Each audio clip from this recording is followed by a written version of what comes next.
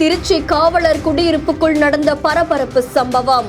ஓட ஓட வெட்டி படுகொலை செய்த நபர்களை சுட்டு பிடித்த போலீசார். ஆன் ஸ்பாட்டில் போலீஸ் எடுத்த ஆக்ஷன்.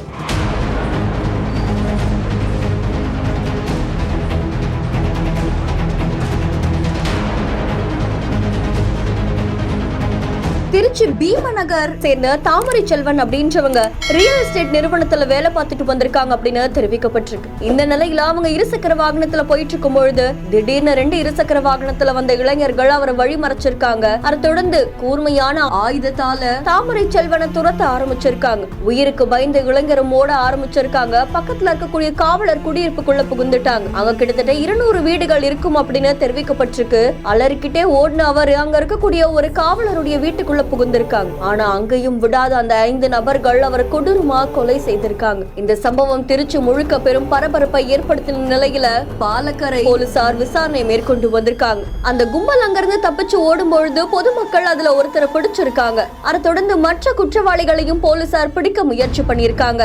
விசாரணையில லால்குடி வாலாடிய சேர்ந்த சதீஷ் அப்படின்றவங்களுக்கும் கொலை செய்யப்பட்ட தாமரை செல்வன் அப்படின்றவங்களுக்கும் ஏதோ ஒரு முன்விரோதம் இருந்ததால இந்த 5 பேர் கொண்ட கும்பல் தாமரை செல்வனை கொலை செய்ய திட்டம் தீட்டியிருக்காங்க. அதை தொடர்ந்து போலீசார் சதீஷ் பதுங்கி இருக்கக்கூடிய அந்த இடத்துக்கு போய் பிடிக்க முயற்சி பண்ணியிருக்காங்க. அப்போ சதீஷ் தான் கையில இருந்த கூர்மையான ஆயுதத்தால பக்கத்துல இருந்த 2 காவலர்களையுமே தாக்கி இருக்காங்க. உடனே பாதுகாப்புக்காக காவல் ஆய்வாளர் திருவானந்தம் அப்படின்றவங்க சதீஷை துப்பாக்கியால அவருடைய வலது கால சுட்டு பிடிக்க வேண்டியதா ஆயிடுச்சு அப்படின்னு தெரிவிச்சிருக்காங்க. அதை தொடர்ந்து காயமடைஞ்ச 2 காவலர்களையும் ஸ்ரீரங்கம் அரசு மருத்துவமனையில் அனுமதிச்சிருக்காங்க. சதீஷையும் திருச்சியில இருக்கக்கூடிய மருத்துவமனையில் அனுமதிச்சிருக்காங்க.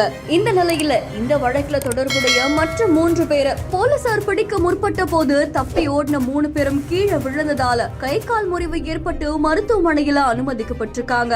அதை தொடர்ந்து உயர் அதிகாரிகளுமே வந்து விசாரணை மேற்கொண்டிருக்காங்க. திருச்சி அரசு மருத்துவமனையில் அனுமதிக்கப்பட்டிருக்கக்கூடிய சதீஷுக்கு பலத்த போலீஸ் பாதுகாப்பு போடப்பட்டிருக்கிறதாகவும் தெரிவிக்கப்பட்டிருக்கு. இந்த சம்பவம் அந்த பகுதியில் பெரும் பரபரப்பையும் அதிர்ச்சியையும் ஏற்படுத்தியிருக்கு. செய்தி தொடர்பான உங்களுடைய கருத்துக்களை கமெண்ட்ல சொல்லுங்க. மேலும் செய்திகளுக்கு பிஹேண்ட் நோட்ஸ் ஃபாலோ பண்ணிக்கோங்க. இந்த செய்தியை வழங்கியோர் Medway hospitals, GT holidays, Alaya cotton dhotis and shirts.